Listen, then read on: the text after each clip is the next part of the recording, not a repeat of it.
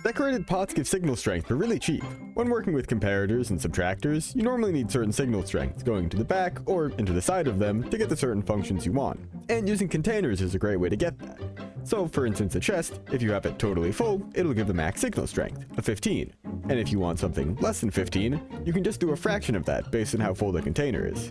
This has 27 slots, but a dropper or a dispenser, they only have 9 slots. So if you want a signal strength of 9 in this case, you want it to be 9/15ths full, with 15 being the max signal, and in this case, it takes 5 stacks and 10 items for it to be 9/15ths full and give a signal strength of 9 out of 15 maximum.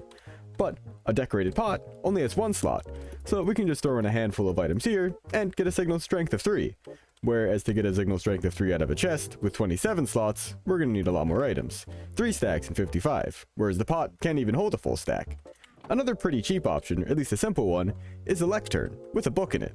It'll also give a signal strength based on how many pages are in the book and how many pages you've gone through.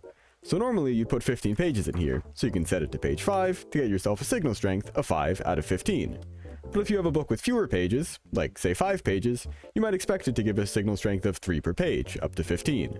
But the book starts at a signal strength of 1 actually, not 0, so our first step isn't 3, it brings us up to 4. But the next one, instead of going up by 3 to 7, brings us to 8. Because again, at max strength, we need to be at 15. So instead we go up 3 again to 11, and 4 again to 15 here. So it gets a little bit odd when you have, well, odd numbers of pages, or anything other than 15 really, so experiment around with it, and leave your Redstone questions in the comments. Be sure to subscribe to see daily Redstone tips, and join the Discord to see everything PsiVolt. Links in the description and on my channel. Peace!